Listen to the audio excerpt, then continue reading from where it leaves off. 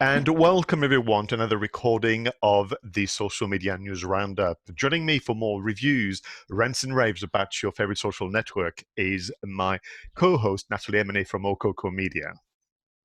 Good morning, Pascal. Thank you very Well, much for having me. you're very welcome.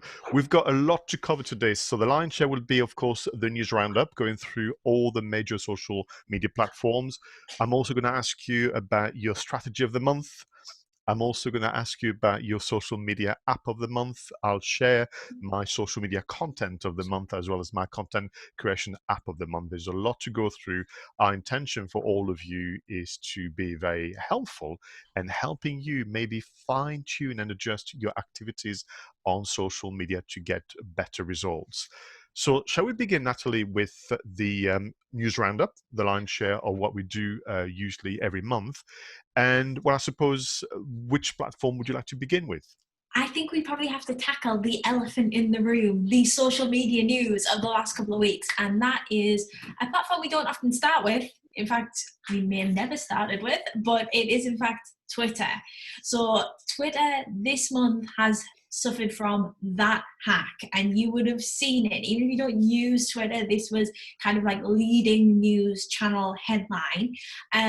It was a number of very, very high profile, very professional, very corporate accounts on Twitter were compromised and tweeted out basically a message offering any of their followers the opportunity to send them a value in Bitcoin and have double that amount returned to them. And this came from the likes of Elon Musk, it came from Bill Gates, it came from Apple. We're talking the highest level of actual sort of celebrity business figures, like, you know, business giants in the form of Apple. And a lot of people, because these accounts are so well respected, did unfortunately send Bitcoin money to the addresses, and a huge amount of finance was lost via this scam.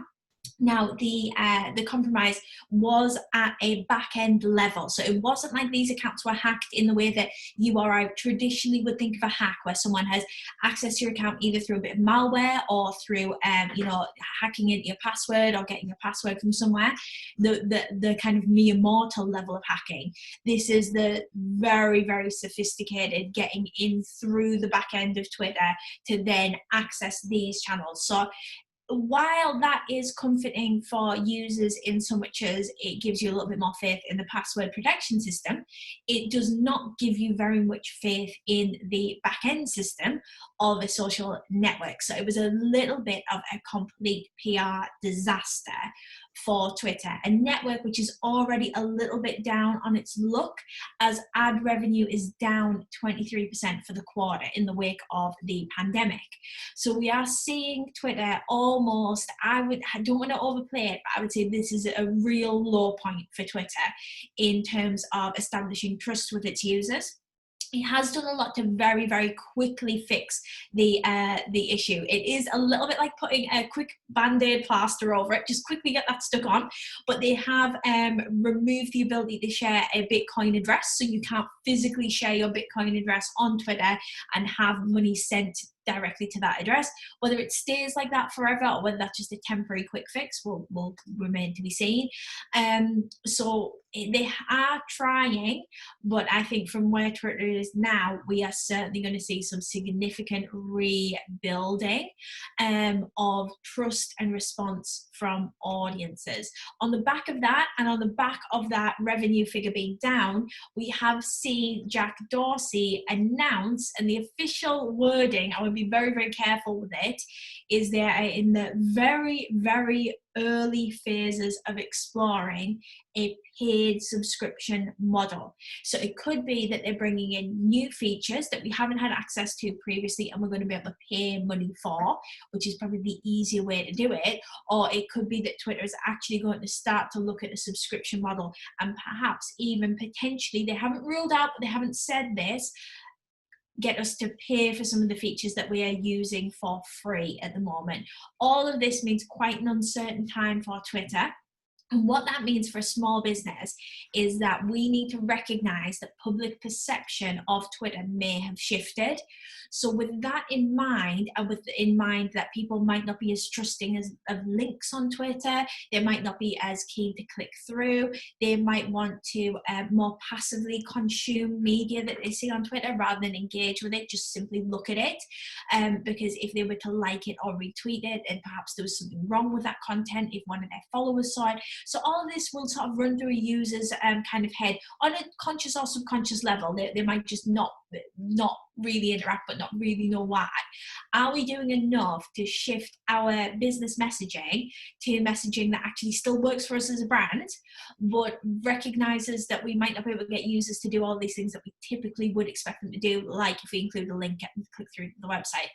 I would simply recommend at this stage, just be aware of it. We're going to have to see how this plays out, but make sure your messaging is a little bit more on point with the delivery every single time. So if the tweet is about an article, which is 5 top tips for having a great Monday morning, rather than rely on people clicking through on that to read the 5 tips, perhaps you could split those 5 tips into either text-based tweets or perhaps graphics and tweet those out for 5 consecutive Monday mornings. So actually just repurpose that content a little bit so it suits how people might be looking at the network. Means your business still gets that same great exposure, you're still able to use your content, but you're actually acknowledging that the playing field may have slightly shifted on us on Twitter, unfortunately. But in a way, Natalie, you remind us that Twitter was invented as a micro-blogging platform, a messaging platform. It was never invented to be almost like a pseudo-email marketing platform. Mm-hmm. What I mean by that is this desire to share a message where people click on the link to then check it out or check, So maybe it's quite simply that in its troubles, Twitter are having to reconnect with how they were invented. Do you know, I did a bit of research actually recently, and I discovered, I didn't know that Twitter actually was invented many, many years ago, before it was known as Twitter, by a podcasting company. No So way. yeah, there was a podcasting company called Odeo, Odeo, and they had what they called a side project that no one knew what to do with, which was Twitter. So they went, oh, I don't know what to do with that, and put it over there, and obviously it became what we now know. So in the spirit of this inventor, Audio, the podcasting company, I think they were based in Seattle.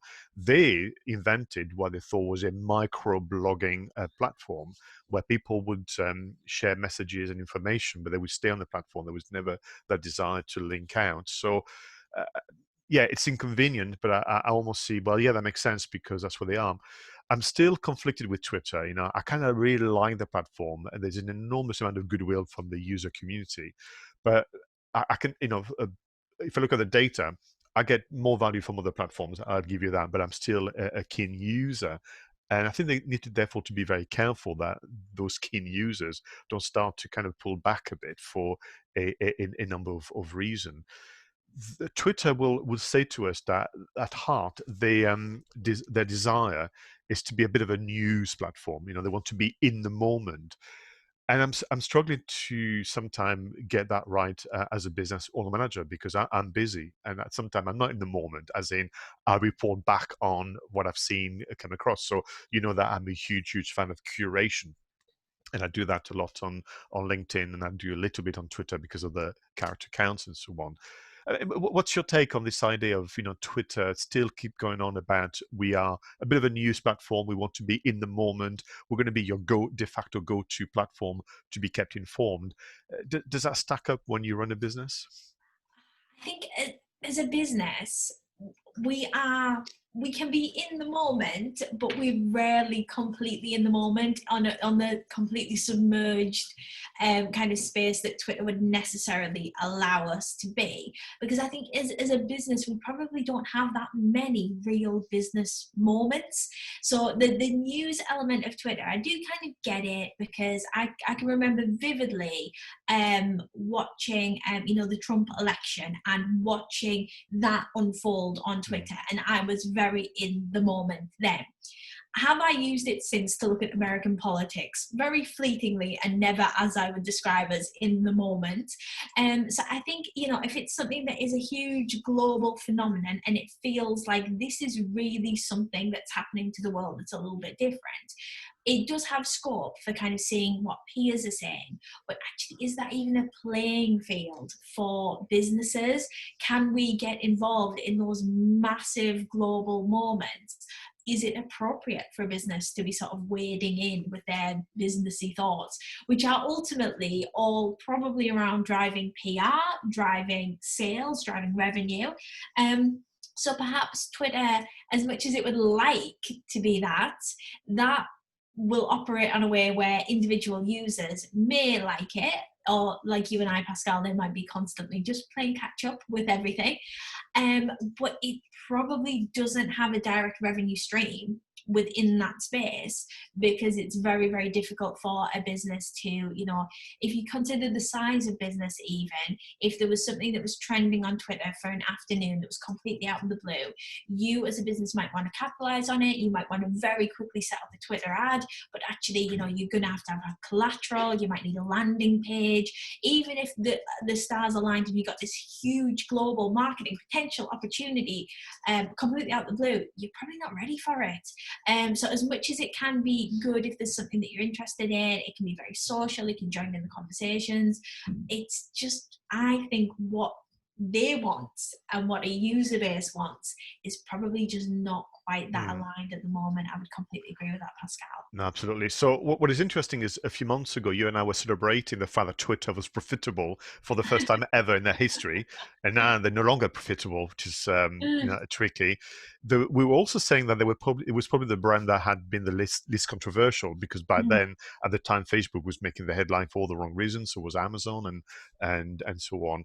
Talking of which, as we are recording this news roundup, of course, in the US, there's a massive, antitrust hearing where the CEOs of Facebook, Google, Amazon, and I'm forgetting a few, so essentially the big brands who have got control of most of our data and control most of our kind of news access, are having to answer some difficult questions in front of Congress to see whether or not, they need to put the governments need to put more measures in place, perhaps the way they've done in Europe, to control, access to information and controlling data privacy. And what was interesting is I don't believe, and I could be wrong, that Twitter have been invited, but perhaps they're going to get a quick invitation in view of recent event. So listen, big fan of Twitter when it comes to getting more success from your kind of Twitter marketing. Natalie and I will remind you to obviously be very interactive. Make sure you follow the right people and share their content. This is obviously at the heart of it. Look at obviously trending hashtags. And I know that when it comes to interaction, the Twitter chats do really, really well. It's kind of interesting. And even though they lost the race, as in they were ahead when it came to live video, you remember, Natalie, that Twitter launched Periscope, almost, I would say, ahead of the major competitors. And I would argue that, probably at the time would have said this game changer, but then they lost grounds very quickly. But that's it again, from an engagement point of view. Are you doing enough to do some live sessions with your network on Twitter? Well, since I mentioned the antitrust hearing, I mentioned, of course, the Facebook, I mentioned the Facebook word. Shall we move on to Facebook news? Absolutely. Always happy to talk about Facebook. And I'm sure there'll be some really interesting photographs of Mark Zuckerberg coming out later today, as everyone speculates as to whether he is in fact a robot or a real person. But we look forward to finding out maybe one day. So Facebook is going the other way. So while we have seen Twitter sort of try and find its feet and have this slight PR disaster, Facebook is still battling with a lot of brands boycotting it for advertising at the moment, although we are seeing it really put the effort in to try and repair this trust. One of the big things that they've recently launched is Facebook News, which is, in their words, helping you build a personalized news experience on Facebook. So basically, it's putting in a special area where if you want to use Facebook as a news source, or perhaps for some individuals, your only news source, rather than compete in the wild west of Facebook where anything can be posted, you're essentially building a very carefully curated news area where Facebook can vet the sources that the news comes from. So if you're an established news source within your sector, or just a general news source like BBC News or like CNN, you can put content that people can find within the confines of Facebook News. So it means that if you are going into the news area, all of that news that you may then consume is pre-filtered for you. So Facebook has actually, I think, made quite a significant step in saying we are doing this to try and actively counter fake news. Now, fake news on the platform is difficult because you can't police people's freedom of speech. And if legally someone can say it, it's very difficult for Facebook to then take that content down because you are stifling someone's freedom of speech, which is actually, an invasion of their human rights. So it becomes like a very, very controversial area. So to counteract that and the idea that, yes, everyone has the right to free speech, and if you are saying something that is legal and not hate speech, you do have the right to share that on the internet, no matter how unusual that opinion may be. But it means that actually, if we are talking about authoritative news, so actually, you want to consume news, you go and you do it in a slightly different place on Facebook.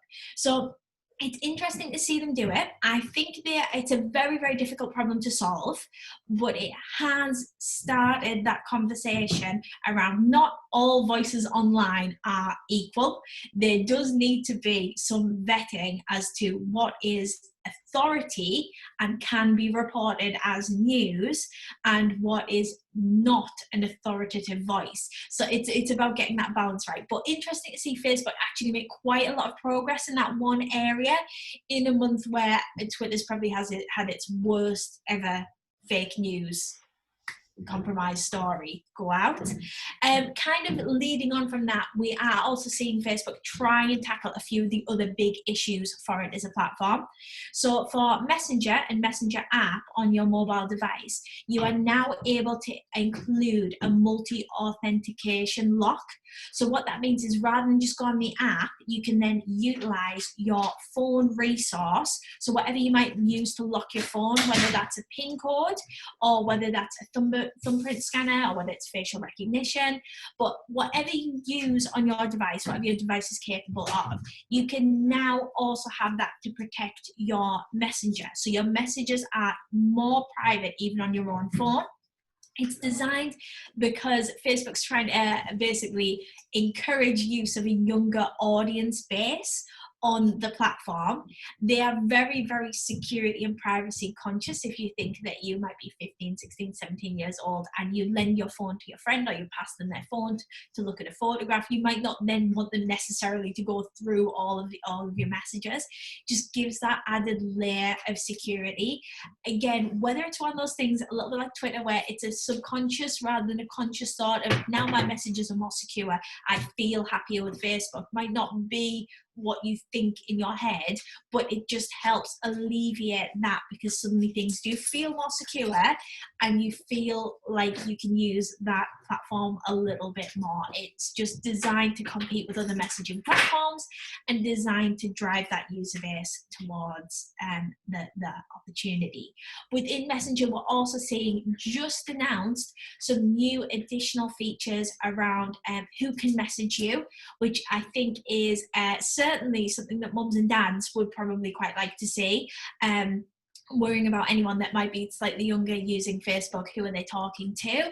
So within Messenger, you're going to get stronger controls for your messages that come through from your connections. You're going to get stronger controls for your spam folder. And you do have on Facebook a other messages folder. So if you're not connected to someone, but they can send you a message and that will go into your others folder.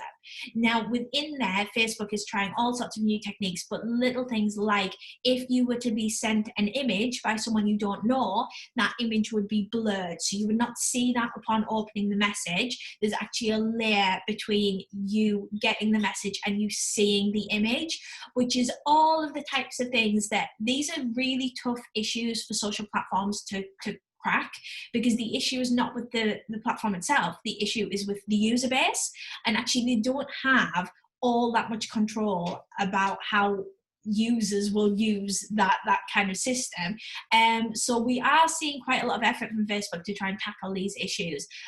Certainly more than any other platforms that we've seen over the last month. We have seen them come along kind of leaps and bounds, and you can see them trying to tick all these boxes and trying to put the effort in. And I think even though they might not have got everything kind of completely solved, and I don't think they ever will, it at least shows some significant willing on their part to attempt to resolve these issues that cause us so many problems.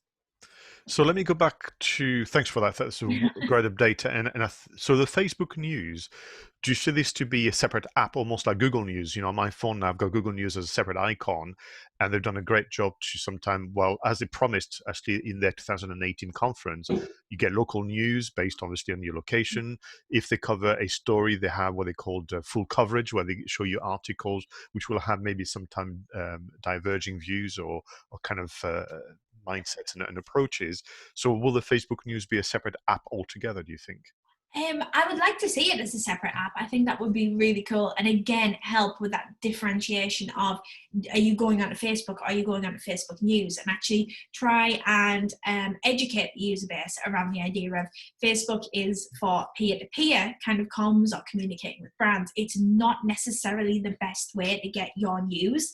But if you do want to use it for news, they're going to create this facility in which you can get your news.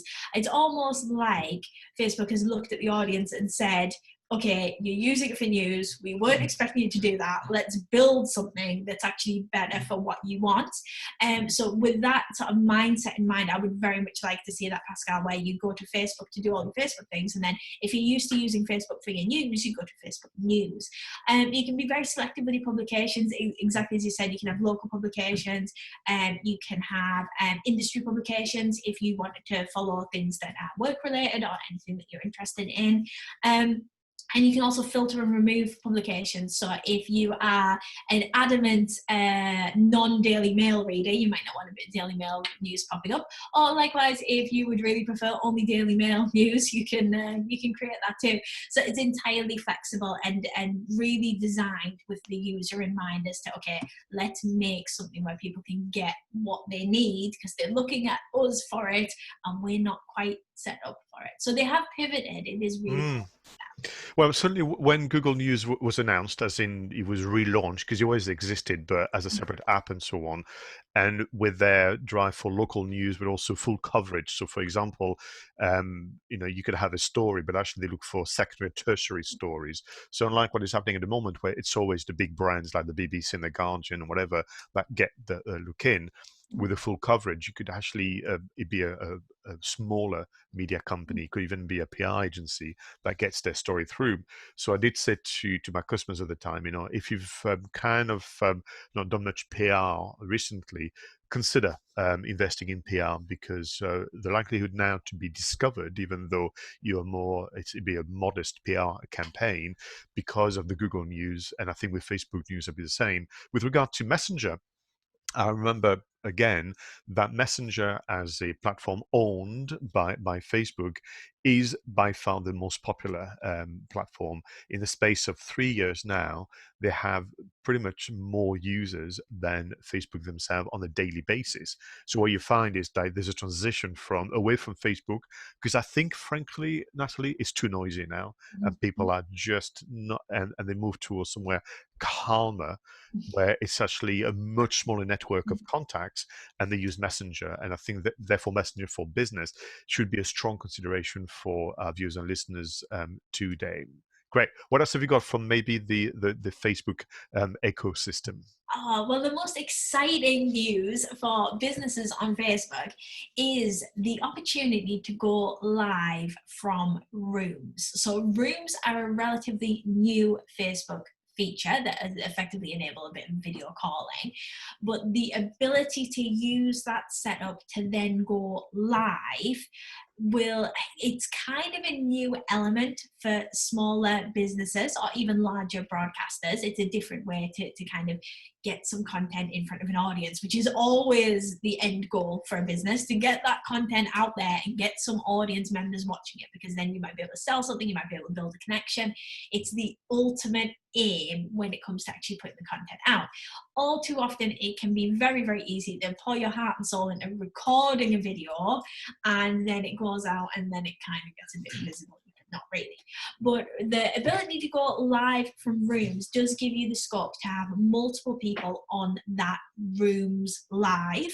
It's up to 50 users. It's very, very security led. So as much as it goes live, you can control who sees it and who doesn't. So if you and I went live, Pascal, on Facebook in rooms, we could have it so my connection saw it, but yours didn't. So all of my connections were notified that I was going live, or we could have it where everyone's connections were notified that we were going live. From there, we can let people in and out of the room. And we can let them in and we can kick them out, or they can leave of their own accord. It's very diplomatic like that. So it gives us very high security. If we had, we were like, oh, we're going to go live and we're going to offer advice to 10 people, and then 10 people came in, we can lock the room at that point so no more people can come in. It's just a great way of actually having a really flexible digital live broadcast. And the best bit, the bit that I like most, is that you don't actually need to have a Facebook login to use a Facebook Rooms live. So if you have audiences that aren't on Facebook, or audiences that are on Facebook but for personal reasons, and you are using it in a business capacity, they don't have to make that link. They don't have to connect those two dots that they might not necessarily want to connect. And it means that they're able to take advantage of all those fantastic live facilities, but without having to kind of compromise that. Also really helps for just agility and being able to get people logged in. We're yet to see the applications of it, but there's already a billion whizzing around in my head. Great for panel discussions, great for any industry breaking news. Just jump on, do a quick rooms live, let people come in, ask questions as they go. If you are a retail business, can you be doing product demonstrations? Can you do like a QVC style Zoom QVC style rooms live broadcast, where we basically look at products, we talk about products, we test them out. If you are a business and you want to host a meeting, can we look at that as a Zoom replacement to get that element in there? Might that be easier for people to use than Facebook? I know certainly it has been a learning curve for a lot of people to use Zoom in lockdown, and Microsoft Teams in lockdown, learning to use all of these bits of software, and whether that's a really good alternative to that. But yeah, I'm seeing it as it's going to be exciting. We'll see what content gets created, hopefully some really good stuff. And right now for a business, my advice would be, if you want to try it, do it right now while the competition is low, and the content can be really good. That's going to be released in early August, so keep an eye on that option when it becomes available. I am so excited about this. I've been waiting for you to do some breath. Now, the reason why I'm excited is two things. We know for a fact that if you go live on social, you get more engagement, you get more results, and you can literally build businesses through regular weekly live shows that have great structure, great segment, but also they have guests. And the reason why I'm excited is because to date, you could go live on Facebook by just grabbing your phone, but to invite guests was a pain, right? It was very poor actually, and you had to go through a third-party bit of software, and sometimes while we want to do that, so rooms were obviously launched soon after the pandemic started, as a means to get people to interact more. And you're right, I love the privacy element, but also for those of you perhaps have not used rooms, the quality of the video and the audio was far superior to anything else that was available up to that point. So already I was a big fan of rooms from a quality point of view. But I remember saying to you, oh, if only we could record it, or if only we could go live. And clearly because Facebook listens to you, or I have evidence to that, and we'll tell you a story in a moment about why I believe Facebook listens through your phone. So now we're in a position where with a bit of planning, and I'm addressing you, our viewers and listeners, contact 2 or 3 business associates or friends and so on, and together bring that weekly show and go live. Even if you do a season where you say we commit to doing six or 8 episodes to see how it goes, you'd be, I think, surprised about firstly how enjoyable it is to do those kind of interventions online, but also how rewarding it is. And you're right. I mean, when we've as part of this program with Digital Durham and DKE, we talked about webinars and video marketing. We talk about, Natalie, which you'll remember, 3 different formats, if you like, or shows. You've got the expert Q&A. So you have essentially people you invite, you ask questions, and people take away actionable advice. You have the news roundup, which is what we're doing today. And then you've got the platform spotlight. You could essentially do a deep dive on, you could essentially go live via rooms, but you do a deep dive on how to use advertising on Facebook, or a deep dive on, you're right, doing a demonstration of a product. We've been saying to all of you, live is game changing because of it's the best form of marketing. The good thing I like about live as well, Natalie, is like maybe the early version of video marketing, or even what I used to teach, where we sit somebody, grab a phone or grab a camera and record a lovely tutorial. But in doing so, people usually do 20, 30 takes because they don't like the way they look, they don't like the way they sound. With the live, it's a one take wonder. You just go, and usually the results are outstanding. So for me, the real kind of cherry on the cake would be if you can record it. If you can record the live room session, then it's a winner. Particularly, of course, if your audience is active on social. So I tell you what, I think you and I should test it. Yes. So, we'll do something. We'll find a way. But for all of you as well, the viewing and listening, whether it's live on replay, keep in touch. Let us know if you go ahead with live and send us the links so we can watch it. We just got a comment from Munir saying, I will certainly look into live rooms as it could be very beneficial for us. I think if you have an audience and you have information you can share, and you have connections that you want to also share on, you've been given a tool that a few years ago would have cost you a fortune, absolute fortune, in terms of buying the kit and the software to go live on social. So yes, this is pretty exciting stuff. So I'm just quickly, I've got a couple of questions for you, actually, if you don't mind. Oh, So I've got Julie Barton saying, what would be the best way to invite from a page for a room live chat? Perhaps we don't know yet, but we can certainly give you some ideas. It would be good to have a way of doing a test run if that would be possible. So, Julie, I will leave you, Natalie, to answer for maybe the invitation. But the test run, absolutely, will be called episode 0. Natalie and I do that all the time. And I would like to suggest to you, Natalie, that Julie, sorry, that you be able to do some private live session by just inviting a small group. What will be the benefits of using rooms as opposed to Teams and Zooms? Julie, the advantage is distribution. So very much like if you can go live now, your network and connection we're going to get an alert that you've gone live. Whereas if you use Teams and Zooms, you've got to do a lot of work that people know that it's happening. So I think for me, Julie, it's distribution, and to find that if it's a public section, it will be available on replay within Facebook, and you can kind of keep marketing it. So it just removes a few steps. But what do you think, Natalie, about inviting people from a page to the room live chat?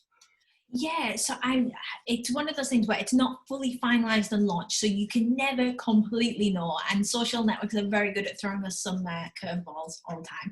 If it is anything like features that we have previously seen on Facebook, it could be that we are actually able to schedule these live rooms. So you basically you say you're going to go live at a certain time, which notifies your audience, and perhaps means that they can even book that, so their Facebook will send them a notification. That's purely speculation, but it's based on the idea of if you're uploading a video to Facebook, you can schedule that for premiere, and then that can kind of go out with a little bit of fanfare behind it.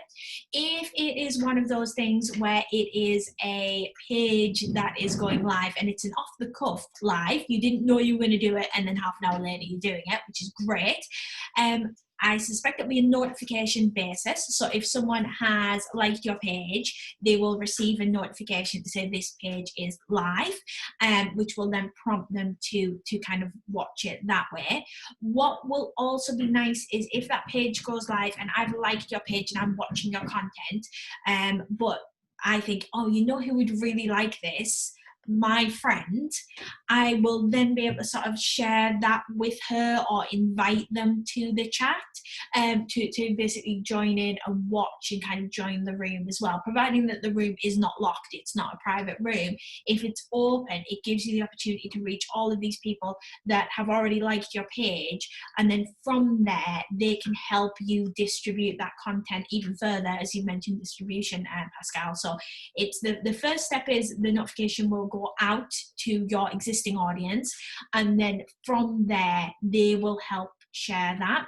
Whether Facebook could even potentially, a little bit like Instagram, build in a discovery section, and we can actually discover live public rooms that we might want to go into, and join in conversations about almost anything, whether we could kind of do that. And if you look at Instagram algorithms, Instagram being a Facebook owned product, where it does have more discoverability, if you click in your discover section, that's very good at showing you content that looks almost like the content that you're already liking on there. It's very rare that you get too much of a curveball. So whether actually based on your previous video consumption, we could have suggestions of potential live rooms that you may want to join, might be really good. All speculative, but I'm sure Facebook will have something quite major up its sleeve to really push this out as a feature, because there's a lot going on. Okay. There's a lot of resource gone into it, as you said. No, absolutely. And so, yes, please don't hesitate. Listen to Natalie's advice. Do it now before the competition. Gather around a few friends that want to experiment with you safely.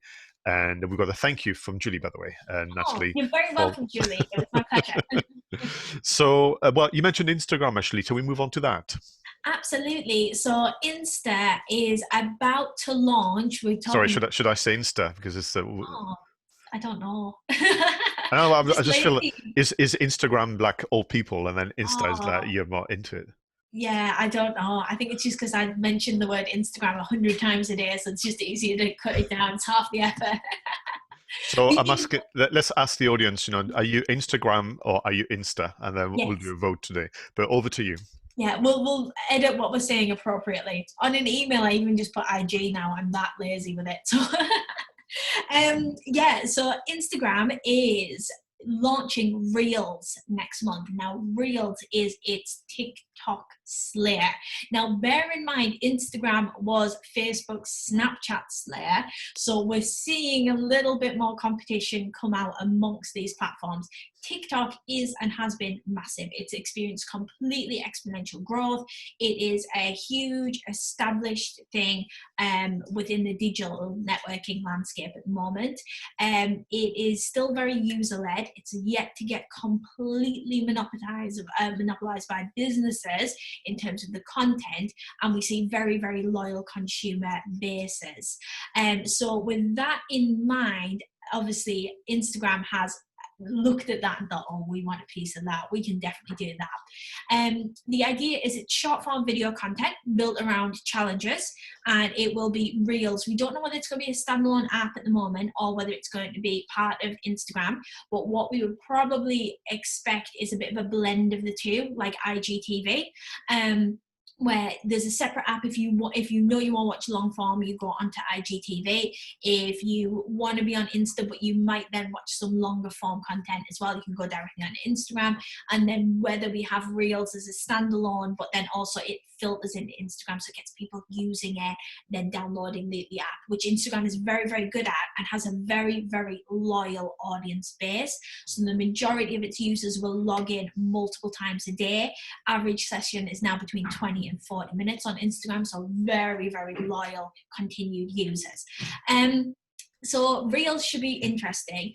To help bolster it, because as any network launching something new, as we've already touched upon, there's always that lack of content, and the opportunity is massive to actually get your content out there and get it into that space where there's not quite as much competition. If, for example, you go to a makeup tutorial now and share it on YouTube, the competition would be massive. There's so much out there, and you are going in there to compete against all these already established voices. It's not to say there's no opportunity, but it's more of a challenge. If you are looking at these new opportunity kind of platforms as they come out, if you take a little bit of a gamble, you put a bit of an effort in, you create some content that is dedicated for that field, and that platform does well, you might have something that works fantastically well for you going forward. But you've got to be at the forefront of that opportunity to really carve out that niche. That's when the opportunity is strongest. To help with that, or potentially for us mere mortals to hinder us with that, Insta is offering large sums of money to establish TikTok influencers to, I guess, cross the floor, would be the correct political way of saying that, and ditch TikTok and move across to Reels, on the hope that they immediately take their audiences with them. So we're immediately getting user bases that love the format of TikTok coming directly across. This is also coupled with the fact that TikTok is slightly controversial because of its links to China.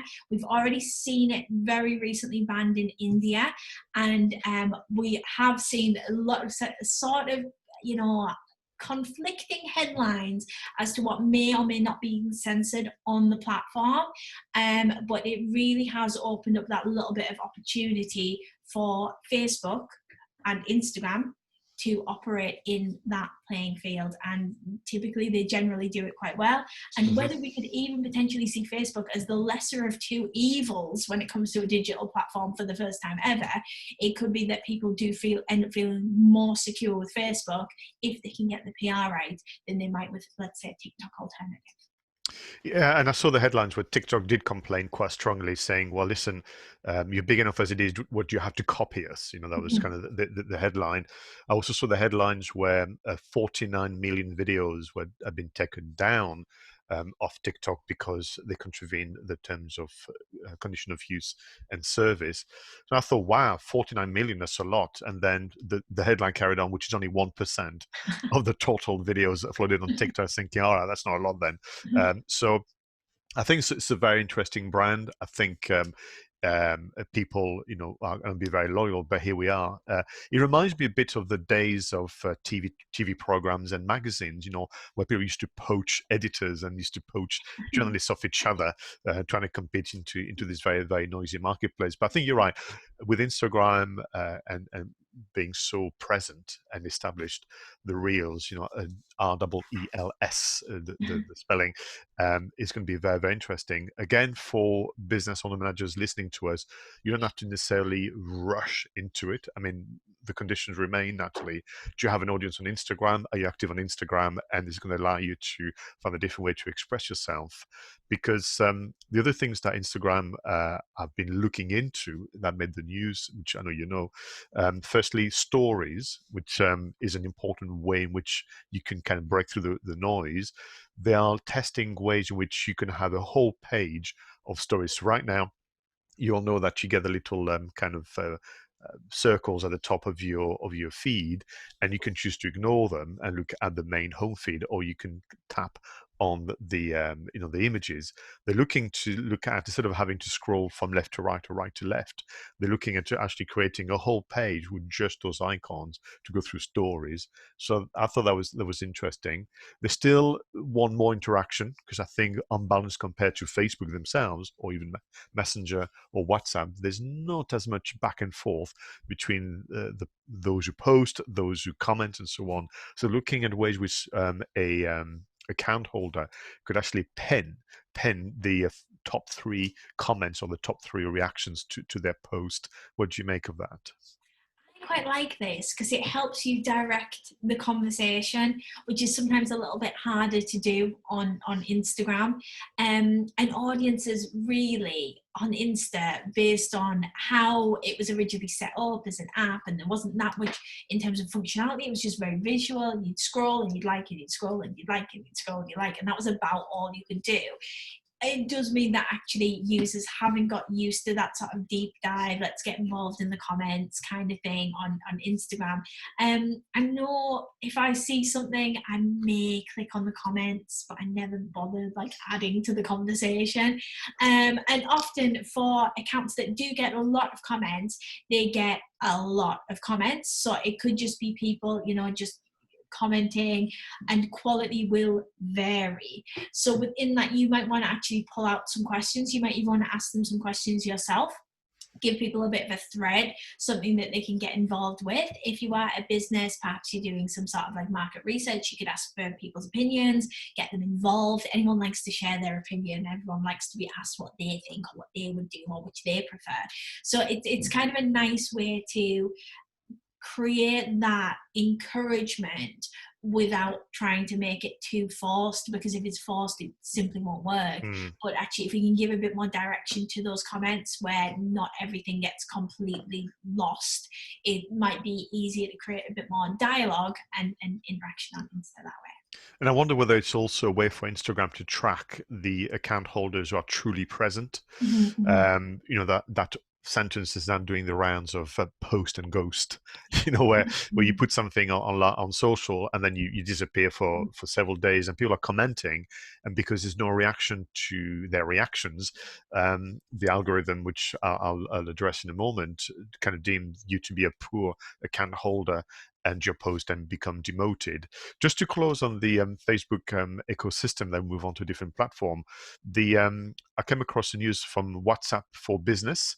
So again, for those of you who have an audience very active on WhatsApp, and what is interesting, the data would suggest, Natalie, that once somebody adopts a messaging platform, whether it's WhatsApp, whether it's Messenger or Instagram, they tend to stick with that one. They don't tend to have all three at the same time. So I think it's very, very interesting for all of us to explore, maybe to ask or do surveys about what is your kind of go-to messaging platform. The WhatsApp for Business have introduced QR codes to let people access more information, such as websites and product details and so on.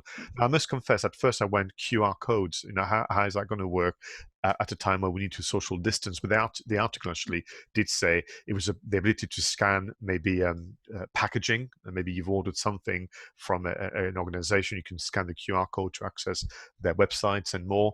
You know, QR codes on business cards, on receipts, and so on. Now, I think QR codes have got a bit of a strange history, particularly in the UK. I don't know. I mean, what do you make of QR codes and WhatsApp for Business? Oh, QR codes.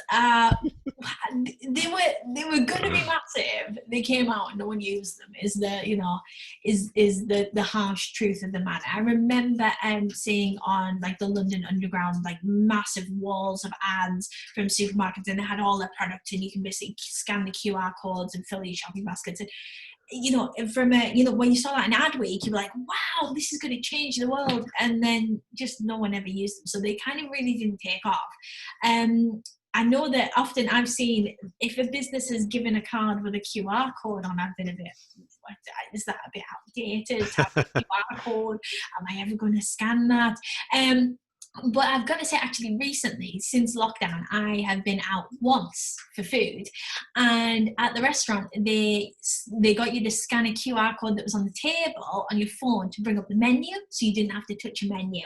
And I was like, oh, that was really good. So you didn't have to go to a certain web address. It wasn't like you had to look at anything additional on the table. It was just like some plastic sheeting, so you could actually hold your phone quite far away.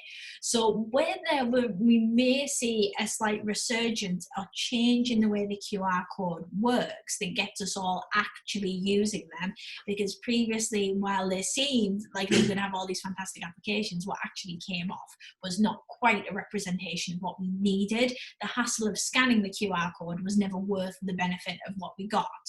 If we were to do that in a WhatsApp fashion, it actually, like the menu thing, removes quite a few steps. So suddenly, rather than, you know, the ability to scan the QR code and then rather than go to Amazon, type in what you want and get it, which is a very quick and seamless process that we're all already used to doing, actually there's no real alternative for the menu. And the WhatsApp alternative is you go on WhatsApp, you look it up, you then have to like pre-type a message, then you've got to send it, then you've got to like check that it's all kind of gone right and that it looks okay. Actually, if you scan a QR code and a pre-written message comes up saying, like, let's say it was on packaging and you were like, oh, there's a problem with my order, or I need to return an item, or I need some customer service help, or you know, if you're happy with something, it might be a little competition on giveaways, so you scan it and it brings up the relevant web kind of link to WhatsApp, and suddenly you're in that dialogue. By the steps removed, it's literally a one scan and you're in the conversation with the business. So in this kind of instance, this could be a whole new lease of life and actually potential for QR codes. As always, proof of the pudding, it's in the eating, so we're just going to have to see how it plays out. But I think potentially this time round they could have a moment, hopefully. So what I'm hearing from you is that there's tons of application from a customer service point of view, but perhaps marketing is more limited. So we shall see. I think it's time for me to ask you about LinkedIn.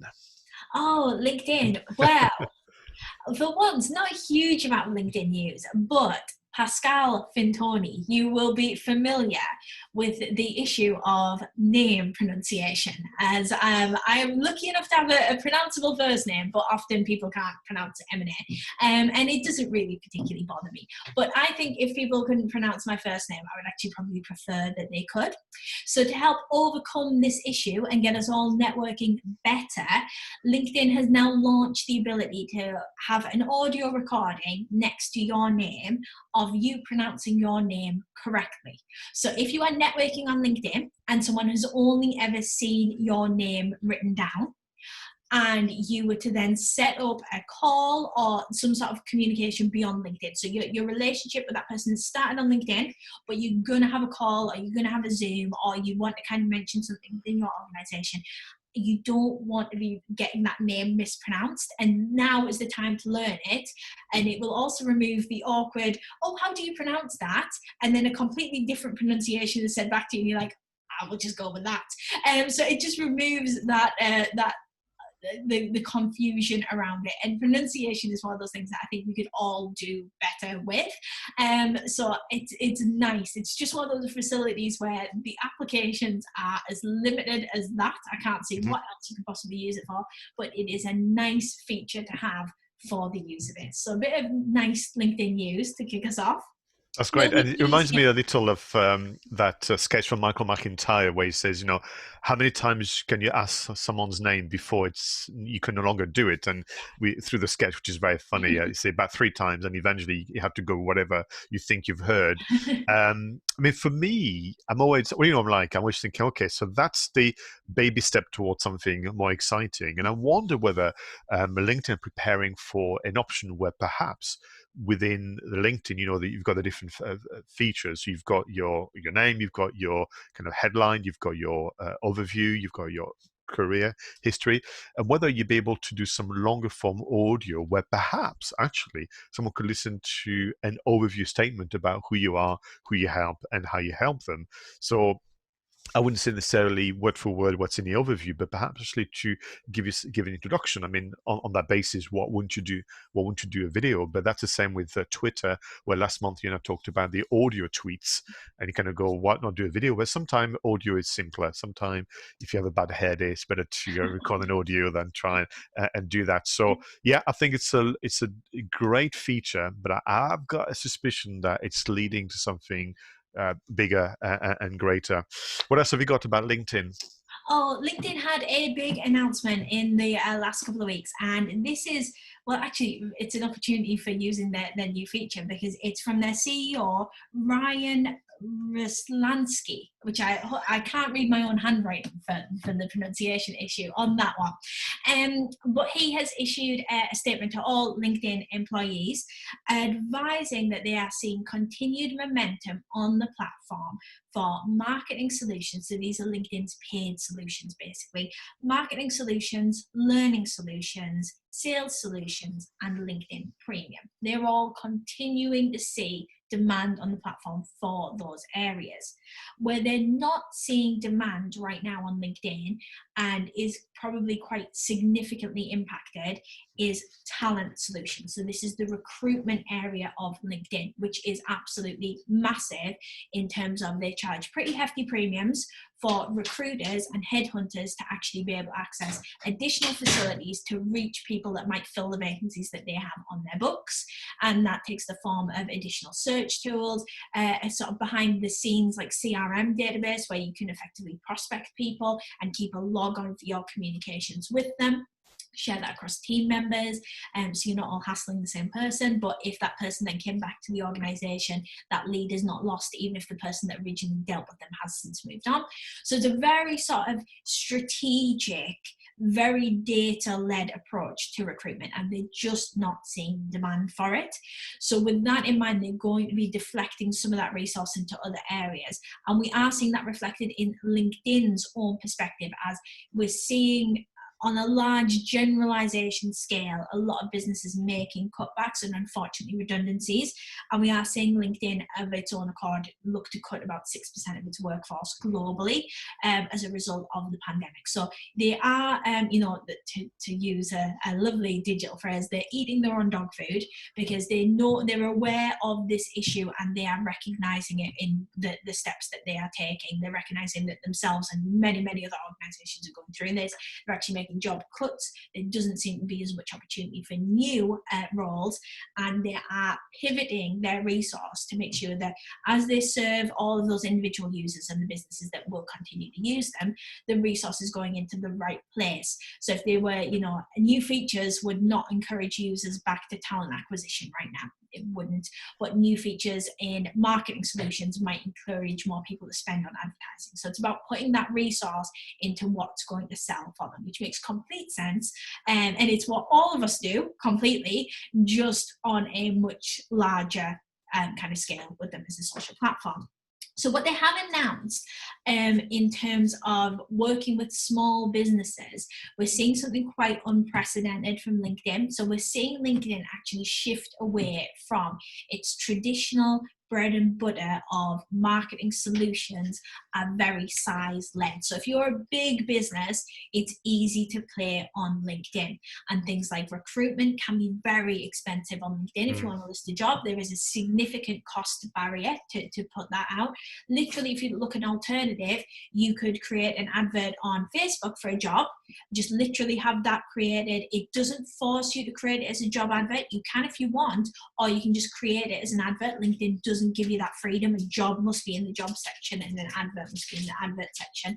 But you can literally put that out on Facebook with a £1 widget. LinkedIn, you're looking at a couple of £100 to get started. So there's significant cost and barrier for these larger organizations that isn't an issue if you've got a larger budget to spend on recruitment or advertising. But for smaller businesses, actually has traditionally made LinkedIn quite prohibitive. We often say it in the office to clients. So most of our clients are operating very actively in the things like Facebook advertising. And the conversation always comes up as to, do we need to be doing anything with LinkedIn? And we can go, okay, yes, absolutely. These are the opportunities. And these are typically what we would expect the costs to be. And they're like, oh, significantly higher than Facebook. So we can actually reach lots more on Facebook for a much lower spend. Now, LinkedIn is probably cottoning on to that and actually looking and thinking, all these small businesses are spending a lot of their marketing budget with Facebook, and we need to be in on that. One of the things, and I didn't even know this, Pascal, but I found this out last week and it makes complete sense, is that LinkedIn has a suite of digital online resources that all businesses can use. So you can just tap straight into them. but actually that's a tiny sliver of what LinkedIn can potentially offer you.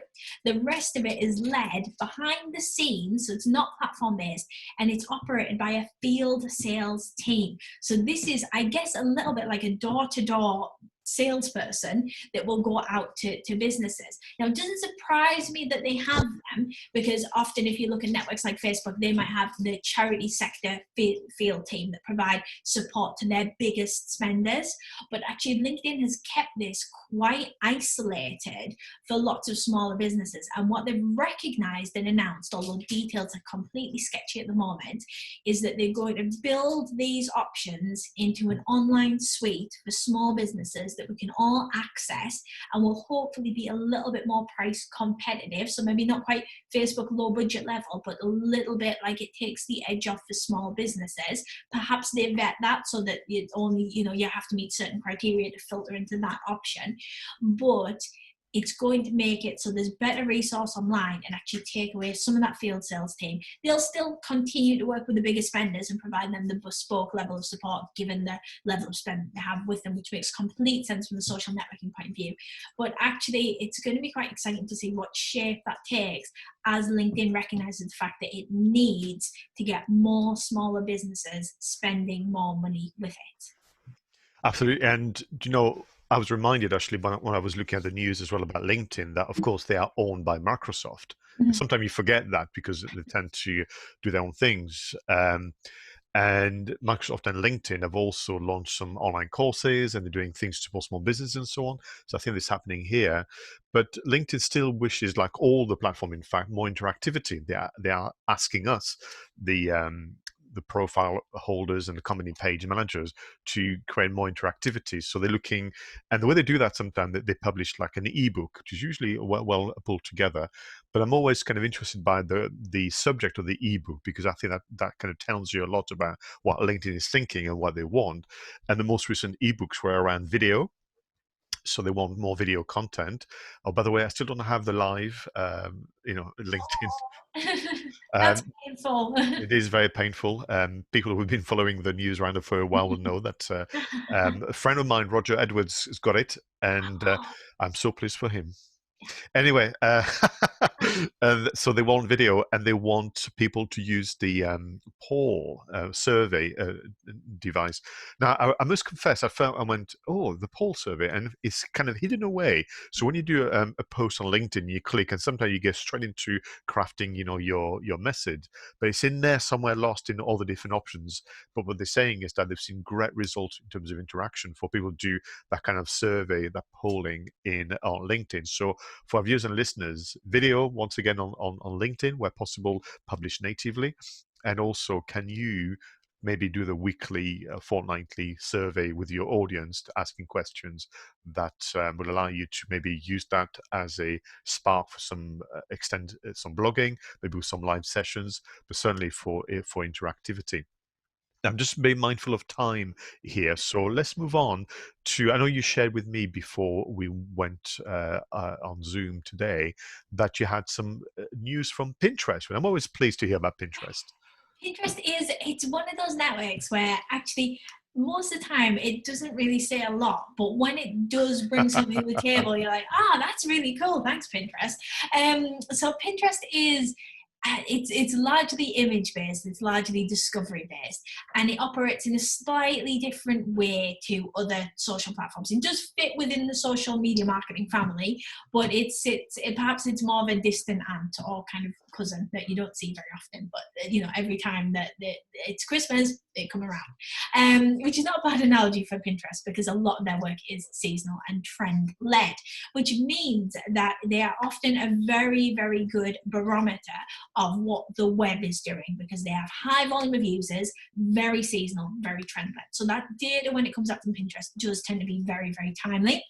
And they have basically been doing a push since lockdown began and since the beginning of the pandemic to actually look at how their user base responds to changing news, changing environment, the new normal, how we're all kind of shifting, and what trajectory we are all generally on. So what's the kind of main consensus as to how people are feeling? Now, this is global data, but can be refined a little bit further by country in the actual full report. But there's a couple of stats that stood out to me. The first one is that searches for starting a new business are up 35%. And I just thought, oh, maybe we'll all have a bit of competition and kind of kicking around.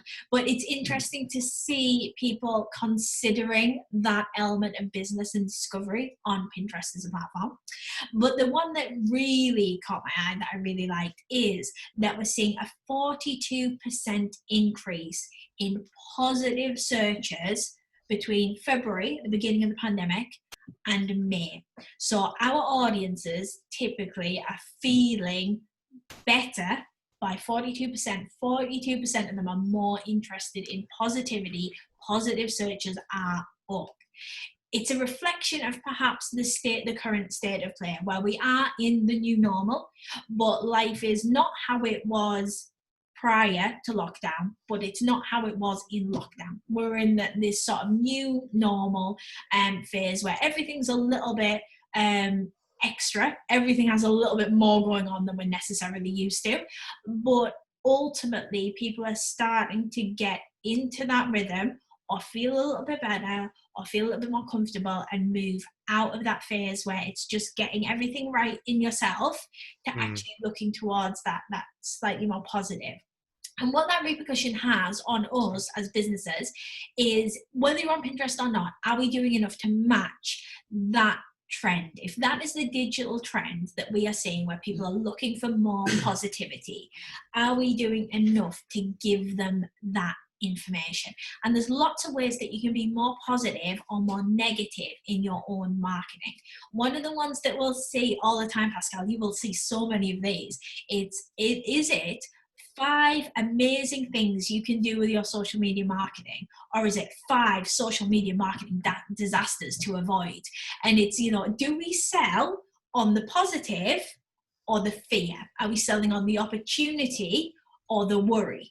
And if we know that digitally the trend right now is towards the positivity, are we making sure that we are creating content that matches that positivity, so that we are actually able to get our audiences to buy into us a little bit more, and we give them more value? Because if they're looking for positive, it's our job to deliver some positives, not fill them with doom and gloom, because all they're going to do is they're going to be less receptive to our content and more receptive to a competitor that's getting it slightly more right. It's not to say that every bit of content needs a load of positivity shoved in, but just take this time to have a little bit of a look back through the content that you've got planned and think about whether we can bring in some added positivity. If you've got one of those 5 social media disasters articles, it's still great content, still run it if it's good, but have we got enough content in there to just balance that out? So overall, it feels more positive than less positive, and just get that balance right, so we're trying to match that audience level.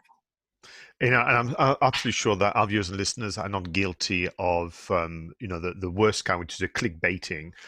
But sometimes I'm like you, I look at a title, I'm thinking, why did you say 5 disasters? No, why didn't you say 5 ways to get this to work well for you? Why did you go for the negativity angle? And this is because you're desperate for views and kind of reaction.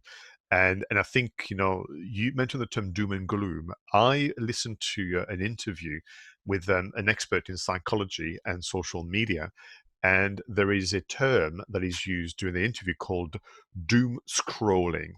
And doom scrolling is a new habit of people essentially trying to skip through the negativity, through the doom and gloom, and scroll until eventually there's something that has some positivity, or quite simply that is more relevant. And again, I don't think that small businesses by and large are guilty of that. I think typically there is it's more the habit of the bigger brands who are struggling for engagement, interaction, and so on. I find that small business owners are so much better at engaging and communicating with their community and so on. But I think, every time you brought Pinterest to the fore as part of our social media news roundup, there was always some great insight into the psyche and psychology of people, because I know that the world of marketing talks about B2C and B2B, but actually, as my friend Chris Ducker would say, it's more the people to people affair on social, P2P. So yeah, I think that makes complete sense. People need ways to recharge, they need ways to, feel positive at a time when there's little, on occasion, little reason to feel so. And you're going to start to create, the support network, or the virtually around you, of those who, yeah, you're right. If it's not positive, you shouldn't try and pretend it is. But in general, there's a lot to kind of go back to, and so on. Well, listen, thanks very much for that. And what I might do then is move straight into the article of the month, which is something that I do.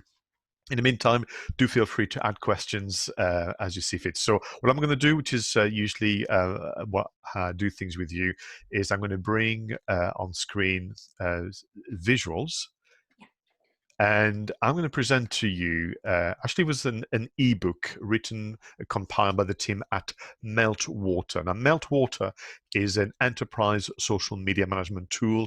They do a lot of social listening. They combine also CRM systems and email marketing. So it's really quite a great platform.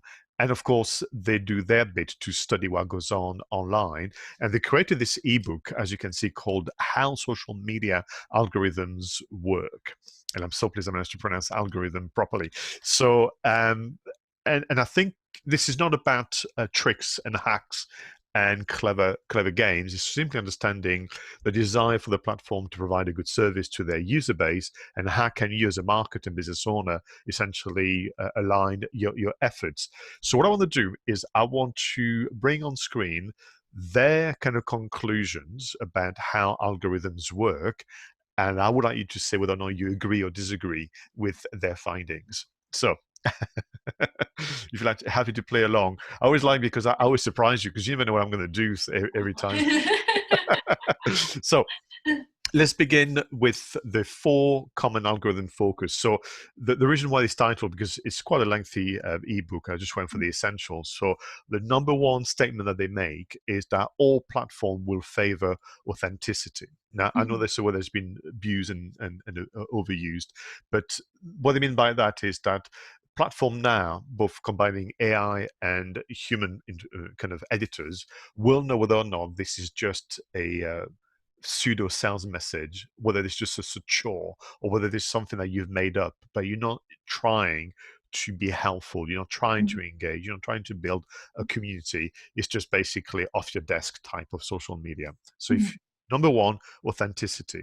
And they can detect now. They have the AI and human intervention. So they have 4 other things that you need to be careful, or kind of be mindful.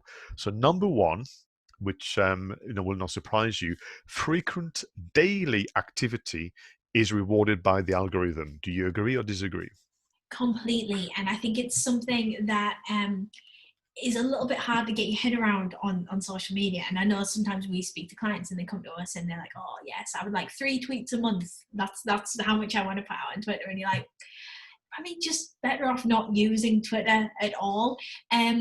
It's just like networking. It's just like going to a regular networking event. You need to get to know the other people that are around you, either in the room at a network event or available for you to talk to digitally. And it's a lot about showing up and sort of, once you're there, it's much easier to do things. A lot of it is kind of a little bit reciprocal with social media. So, you'll learn certain patterns.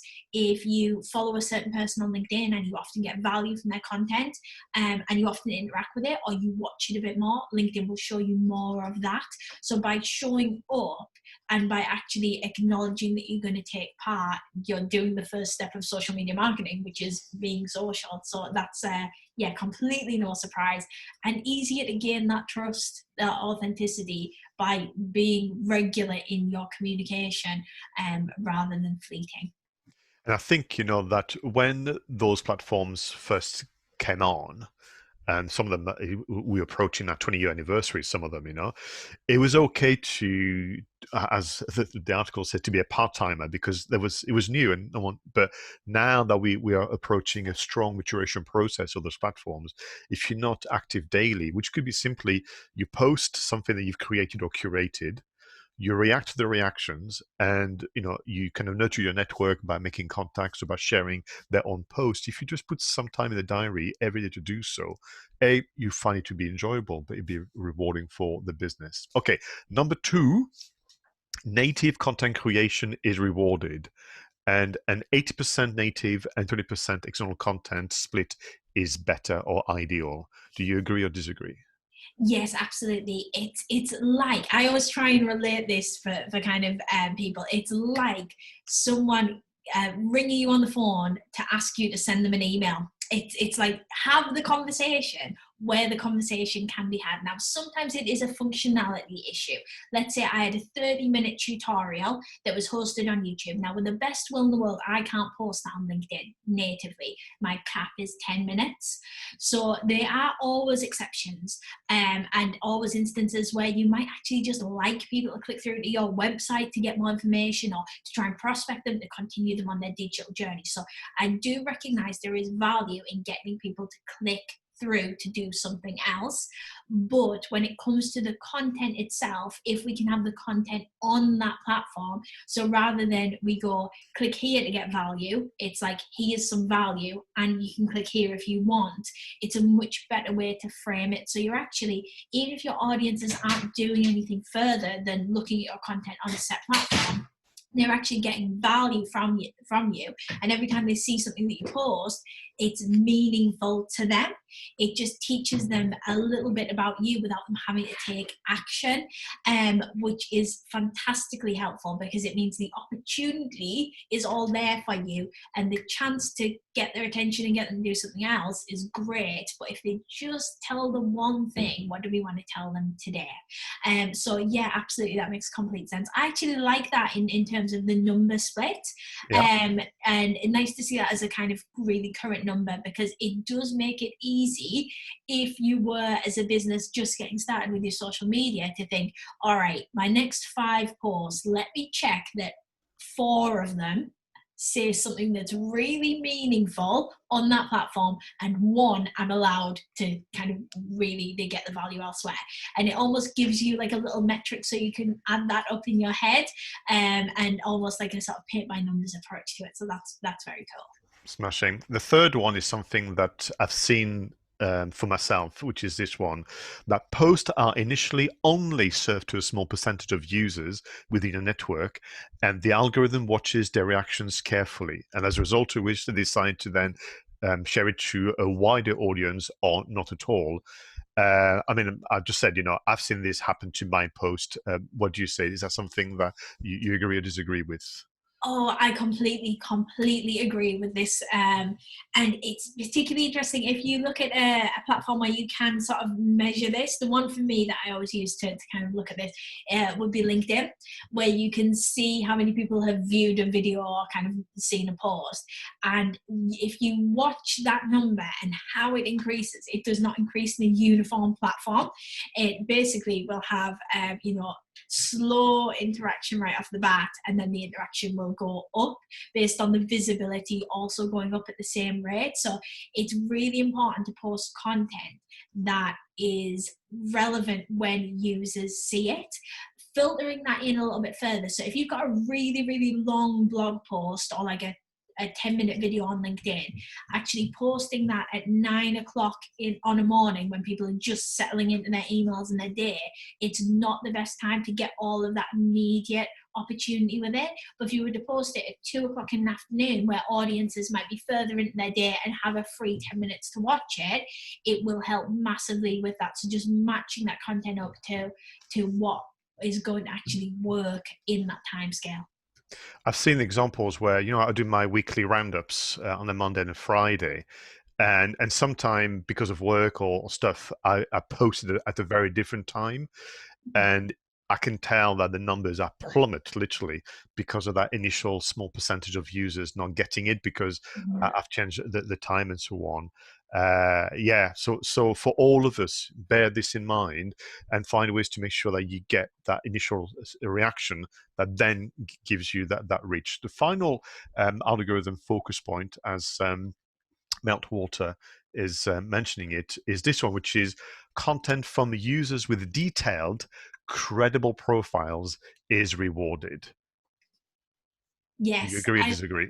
I completely agree, because if you are networking with people online via LinkedIn, via Twitter, it you've got less to go on to build that immediate connection with someone.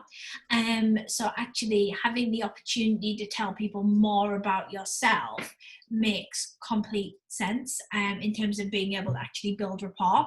You can also include within your profiles any, if you're interested in a charitable cause, or if you do a lot of fundraising, or if you're very active in a sport or a youth team, that information can all be included. And that's the type of thing that we actually build bonds over. So we're all kind of biologically pre-programmed to look for things that we have in common with another individual.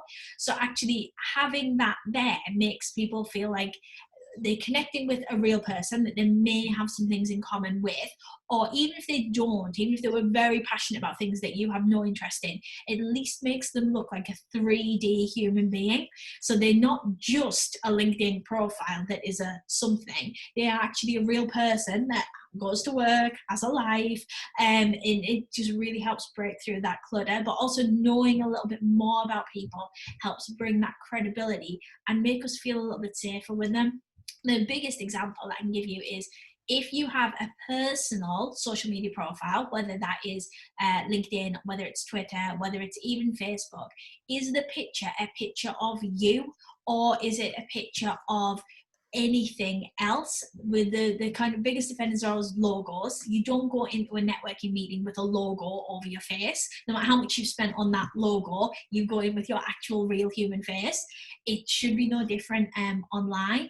And even if it means rethinking the platform. So if you are we use WhatsApp for business quite a lot. My WhatsApp profile picture is my work headshot, so it's me and I'm recognizable.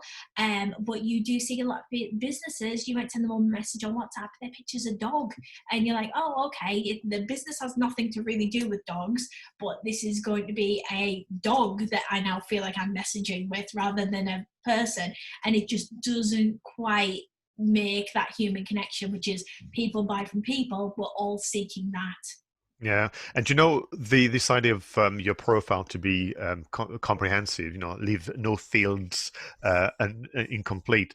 I believed at first it was mostly for humans, but now that we're told in black and white that the platform will say, yeah, your post is all right, but actually your profile is only half completed, so we're gonna only show it to a small percentage, if any, at all. So for all of us, I think it's a very, very good habit to go back to your profiles. Things have moved on. Maybe things have changed. You're probably thinking also about your business very differently. Perhaps the about section or whatever it might be.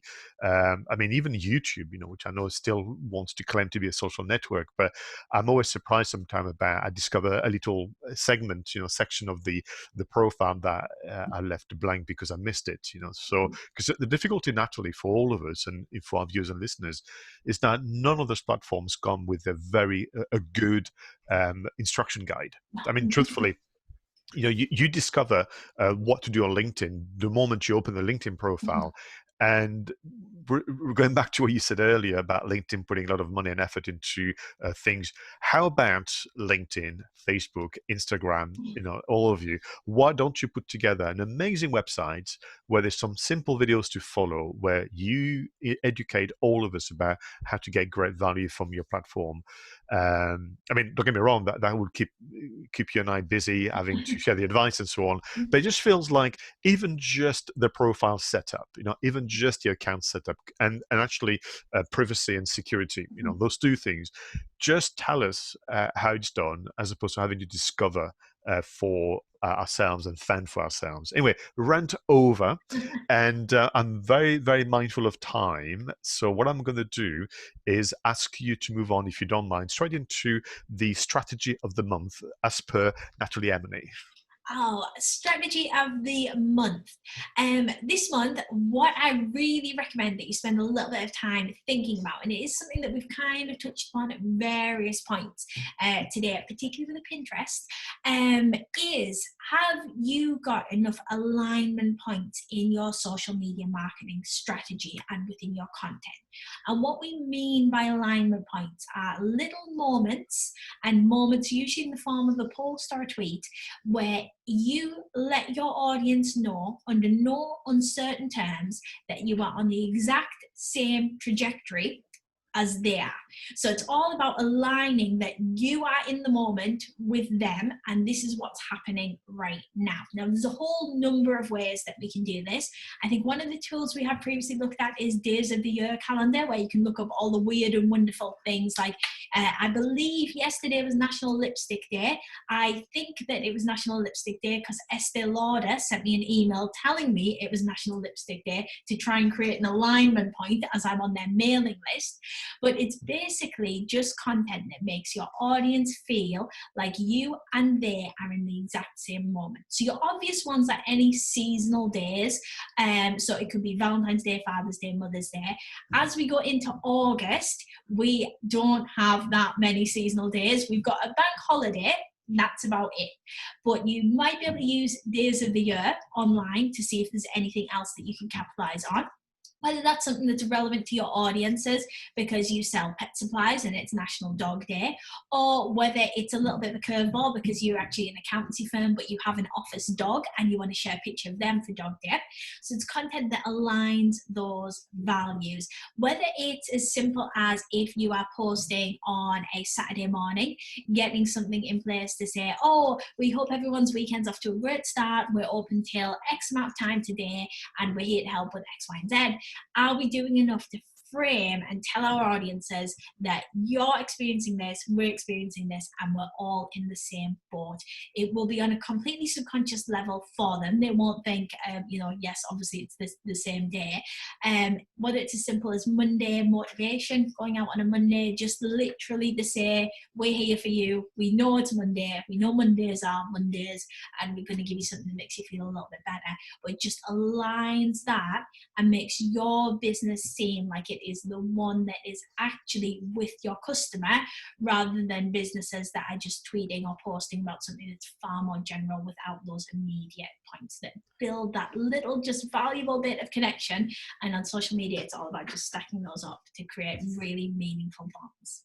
Thank you so much for the reminder. You're absolutely right. And just for me, I hope you don't mind, I'm going to fall back into training mode.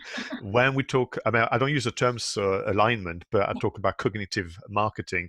And the alignment, there's three levels. We talk about location. So have you got some location specific news, which could be nothing to do with your business, but maybe there's a charity run taking place around the corner. So location is one form of alignment. Emotion, obviously, as you mentioned, and celebration, like the international days of something. So between location, emotion, and celebration, there'd be plenty for you to create alignment. And I think if there's one thing that this crisis has allowed, is for businesses to actually step back a bit from this sense of marketing kind of mode, which is still important and will be part of your weekly schedule, but actually to, on occasion, like you said, I hope everybody's having an okay week.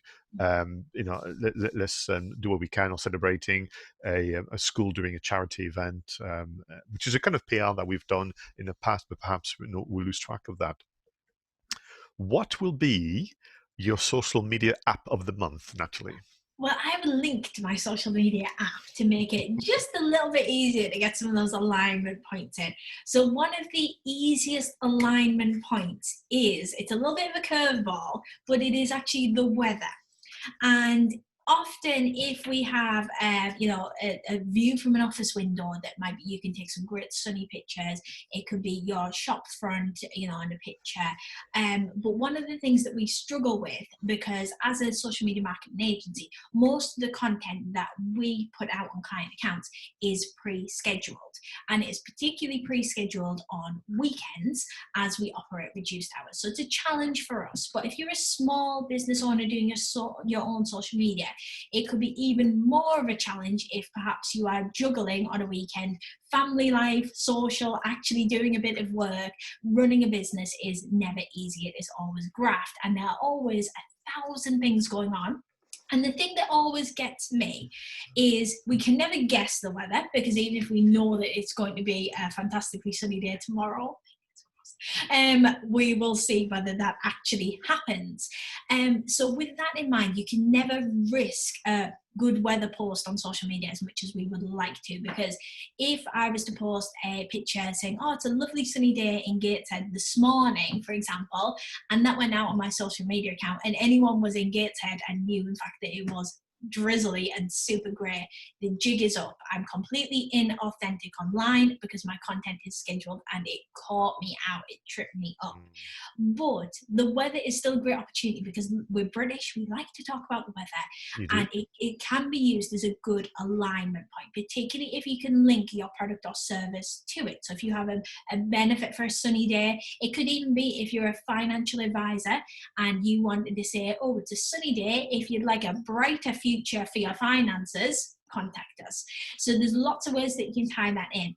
Now, my app is going to make that so much easier, and it is an organization app called SAM, which is SAM, just the usual spelling of Sam. Sam is a little digital assistant. He is a male Sam because he has a little face, so you can tell he's boy Sam, and he is there to help you with your day-to-day organization, and you can set specific tasks and reminders within SAM that have to meet certain criteria. So it could be if your business is open on Saturdays and you have lots of pictures of a really sunny shop front, and you wanted to post those on social media on a sunny Saturday morning, you can set up a notification reminder with Sam that if it's a Saturday morning and it's 8 a.m. and it's sunny and you are working, he will send you a reminder to post that on social media. So he doesn't do it for you, but he sends you a reminder, and it just means that thought, once you set that notification up, it will just come up anytime those criteria are met. So if it's a Saturday and it is not sunny, you won't get the reminder from Sam. You can turn that on and off. You can pause it and have it on and off. There's loads of different other things that you can also get reminders on the basis of, even your geographical location. So if it's okay, if I go into the office on a Saturday, I want to post there, hope everyone's having a good weekend, we are open, or I'm working, or I want to share this project with you, you can have that set up. So if it's a Saturday and you go into the office, Sam picks up that detection, knows through GPRS where you are, will send you notifications and do you want to post anything on social media. So there's loads that you can have a little play and a little explore with. But it's great for thinking, okay, of my alignment points, potentially what could I post? Potentially how can I get some reminders served for me? And just to make that a little bit easier. It has been very effective. I've been using it personally for a week and I have really enjoyed it. You can also get him to remind you of certain things. So if you go to the supermarket, he can remind you to get certain items that you may otherwise forget, like tomato puree. Who on earth ever remembers that? Those types of things. Excellent. So do you know the URL, or just we can simply Google it? I don't have the URL for Sam. He's app-based, so if you just go to your Apple or Android download facility and just SAM, usual spelling of Sam, he is a little male face outline on a purple background. You should be able to pick him up from there. And he will change your life, or at least your social media schedule. Excellent. So listen, I'm going to close today's news roundup with my content creation app of the month. As you know, I always look for things that can make life a little easier as a content creator or curator. And bear in mind our comments earlier about live and video across all platforms. They're also excitingly waiting for Facebook Room and so on. I'm going to mention something called TubeBuddy. Now, TubeBuddy is normally used for inspiration for YouTube videos, hence the term TubeBuddy, TubeBuddy. But I think it has merit to be used for all form of inspiration when it comes to coming up with content, questions. As you know, YouTube is by now probably, if not the first, at least the second most used search engine in the world, usually around tutorials, how to how and that kind of things. And I think that what TubeBuddy essentially invites you to do is to kind of marry up your thinking, marry up your keywords to the habits of the YouTube searchers and users. So yes, the number one usage would be to come up with a YouTube video, how to dot dot dot, and then put the right keywords to get the eyes on the video. But I think that it has merit for all manner of inspiration, whether you want to write a blog, whether you want to put together, some tutorials for a course. But I think for the live sessions, so you were mentioning earlier using live rooms, if that's going to be the term, with guests. Now, you're the host, as I am today, you could argue, and you've got to prepare in advance the questions, you've got to prepare in advance the flow of information from your guest.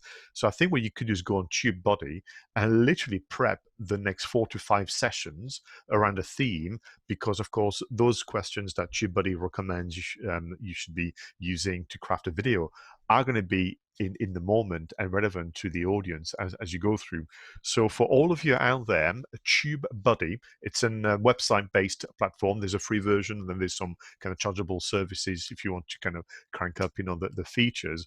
But again, we all need a bit of a nudge, don't we? We all need a bit of support to come up with that content spark.